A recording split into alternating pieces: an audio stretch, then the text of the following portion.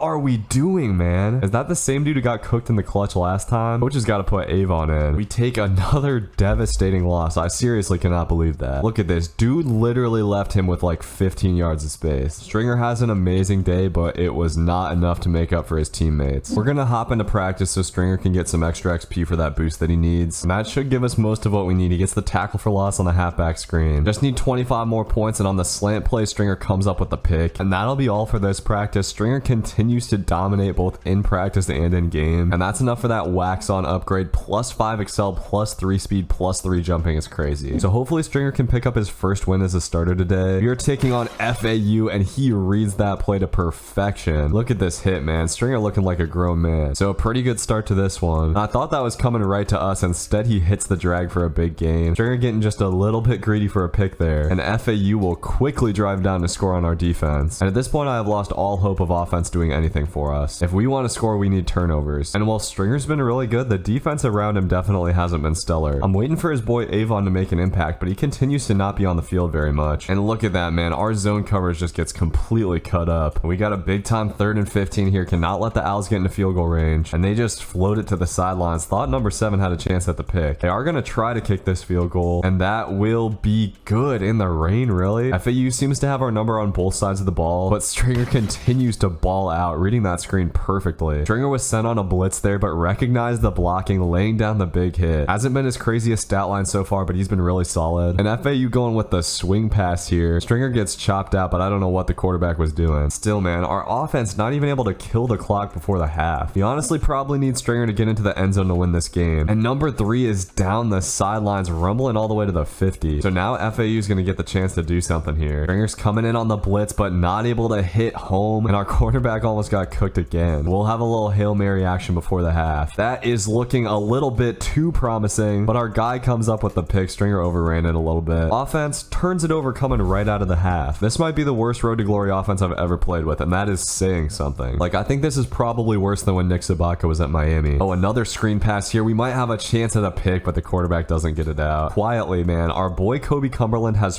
4 sacks on the day. That's crazy. They're just going with the screen here. I didn't see that at all. Continues to be a pretty quiet day from Stringer outside of the big hits, but he's getting tried here. That is his first pick of the day, and hopefully that gives this team some life. Look at his boy Avon celebrating with him. We love to see it. Unfortunately, if you take a look at the scoreboard, our score is still 0. I somehow doubt that the FAU defense is that good. That's a bad missed tackle by Stringer. Would have been a sack. So we head to the 4th looking rough once again, but even though his team's losing, man, Stringer is really making an impact. He is looking like a definite NFL talent out here. And you gotta be thinking, man, in the back of Stringer's mind, is he maybe thinking about what kind of NIL money he might get from another school? Obviously, his boy Avon's here at Marshall, but it seems like Stringer was just meant for bigger and better things. That was our first sack on the day there. We got a 3rd down, but Stringer gets pushed off the ball. That's not a good look. Gotta be a little bit more disciplined and stay in our gap there. But this game was a lost cause from the start, if we're being honest. Our offense finally gets a touchdown. Thanks a lot, guys. The losing streak continues after a 2-0 start, but another really great game from Stringer. He's doing everything that he can right now. We'll hop into practice mode one more time to get some XP for upgrades. So before we get out of here, just checking out the season stats real quick. Stringer already leading the team in tackles, 5 interceptions as well. His boy Avon still looking for his first interception, a humble 9 tackles, but not a horrible year for a freshman. Be sure to like the video and comment, y'all. I'll see y'all on the next one. Peace.